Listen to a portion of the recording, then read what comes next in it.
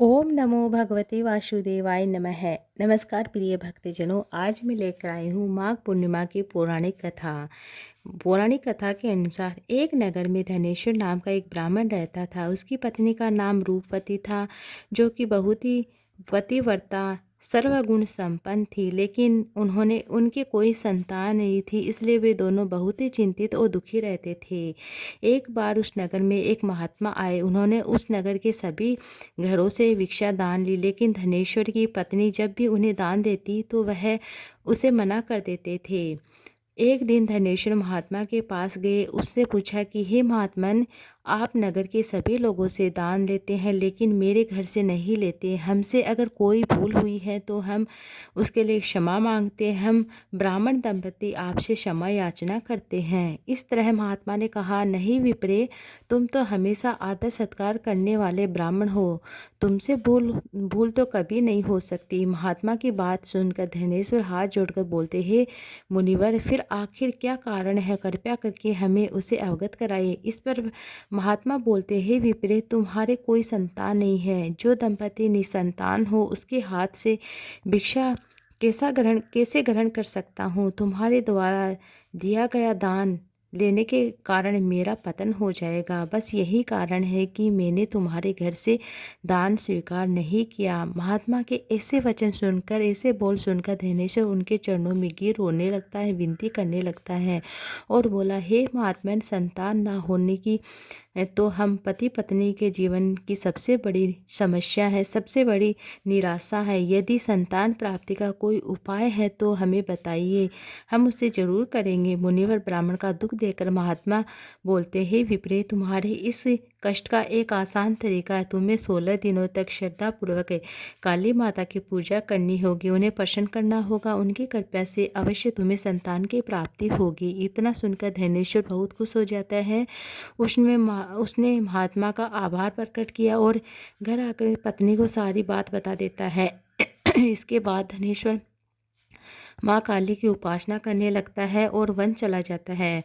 ब्राह्मण ने पूरे 16 दिन तो काली माता की पूजा की उपवास रखा। उसकी भक्ति देखकर, विनती सुनकर माँ काली माता ब्राह्मण के सपन में आई। बोली, हे धनेश्वर, तू निराश मत हो। मैं तुम्हें संतान के रूप में संतान की प्राप्ति का वरदान देती हूँ, लेकिन 16 साल के अल्पायु में उसकी मृत्यु हो जाएगी। काली माता ने कहा, यदि तुम पति पत्नी विधि पूर्वक 32 पूर्णिमा व्रत करोगे तो तुम्हारी संतान दीर्घायु हो जाएगी। प्रातःकाल जब तुम उठोगे तो तुम्हें यहाँ आम का एक वृक्ष दिखाई देगा। उस पेड़ से एक फल तोड़कर ले जाना, ले जाकर अपनी पत्नी को खिला देना। शिवजी की कृपा से तुम्हारी पत्नी गर्भवती हो जाएगी। इतना कहकर माता अंतर्ध्यान हो जाती हैं।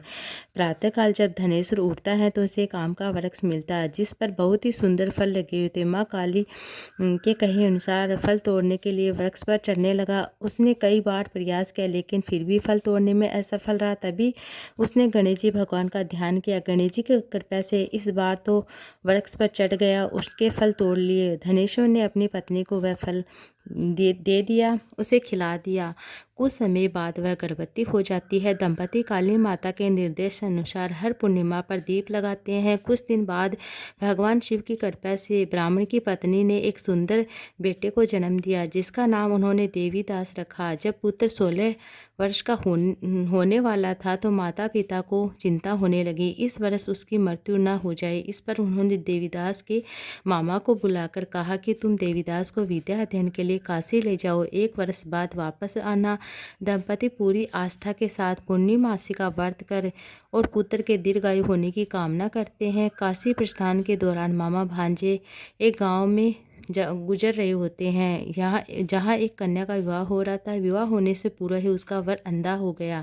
तभी वर के माता पिता ने देवीदास को देखा और मामा से कहा कि तुम अपना भांजा कुछ समय के लिए हमें दे दो। विवाह संपन्न हो जाने के बाद मैं तुम्हें बहुत सारा धन देकर और अपने भांजे को ले जाना। सुनकर मामा ने कहा, यदि मेरा भांजा विवाह करेगा तो कन्यादान में मिलेंगे जो धन होगा वह हमें मिलेगा। वर के पिता ने मामा की बात स्वीकार कर ली। देवीदास के साथ कन्या का विवाह संपन्न हो जाता है। इसके बाद देवीदास पत्नी के साथ भोजन करने बैठता है, लेकिन उसने उस थाली को हाथ नहीं लगाया। देखकर पत्नी बोली, स्वामी आप भोजन क्यों नहीं कर रहे हो? आपके चेहरे पर ये उदासी कैसी है? तब देवीदास ने सारी बात बताई। ये सुनकर कन्या बोली, स्वामी मैंने अग्नि को साक्षी मानकर आपके साथ फेरे लिए हैं। अब मैं आपके अलावा किसी और को अपना पति नहीं स्वीकार करती हूँ। पत्नी की बात सुनकर देवीदास ने कहा, हे ऐसा मत करो, मैं अल्प आयु का हूँ। कुछ ही दिनों के बाद 16 वर्ष की आयु होते ही मेरी मृत्यु हो जाएगी।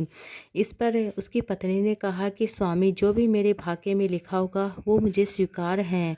देवीदास ने उसे समझाने की बहुत कोशिश की, लेकिन जब वो नहीं मानती हैं तो देवीदास ने उसे अंगूठी दे दी। कहा, मैं काशी जा रहा हूँ, लेकिन तुम मेरा हाल जानने के लिए एक पुष्प वाटिका तैयार करना, जिसमें भांति भांति के पुष्प लगाना, उन्हें जल से सींचना। यदि वाटिका हरी भरी रहती है, पुष्प खिलते हैं, तो समझ जाना कि मैं जीवित हूँ।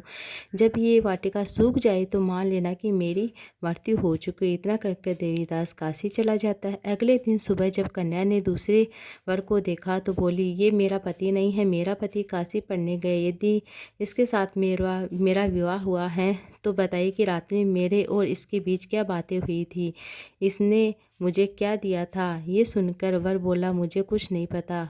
पिता पुत्र वहाँ से वापस चले जाते। उधर एक दिन प्रातःकाल एक सर्प देवीदास को डसने के लिए आता, लेकिन उसके माता पिता के द्वारा किए गए पूर्णिमा के व्रत के प्रभाव से उसे डस नहीं पाते हैं। इसके बाद काल स्वयं वहाँ आते हैं, उसके शरीर से प्राण निकालते हैं। देवीदास बेहोश होकर गिर जाता है।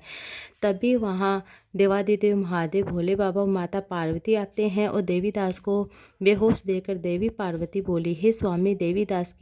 भोलेनाथ से माता पार्वती बोलती, हे स्वामी देवीदास की माता ने 32 पूर्णिमा का व्रत रखा था, उसके फलस्वरूप कृपया करके आप इसे जीवन दान दें। माता पार्वती की बात सुनकर भगवान शिव ने देवीदास को पुनः जीवित कर दिया।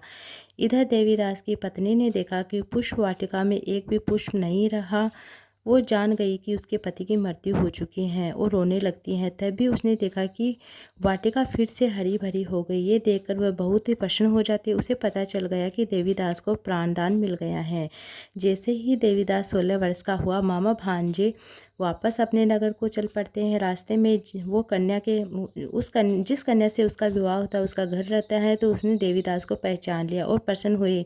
धनेश्वर उसकी पत्नी भी पुत्र को जीवित पाकर बहुत ही प्रसन्न हो जाते हैं। ये थी माघ महीने की पूर्णिमा की व्रत कथा। एक अन्य कथा के अनुसार नर्मदा नदी के तट पर सुभद्रवत नाम का एक विद्वान ब्राह्मण रहता था, लेकिन वह बड़ा ही लालची था। उसका लक्ष्य किसी भी तरह से धन कमाना था। ऐसा करते करते समय से पूर्व ही वह वृद्ध अवस्था में चला गया। कई बीमारियां उसे घेर लेती हैं। इस बीच उसके मन में आया कि उन्होंने पूरा जीवन धन कमाने में बिता दिया, अब जीवन का उद्धार कैसे हो। इस क्रम में उन्हें माघ माह में स्नान का महत्व बताने का एक श्लोक याद आता है।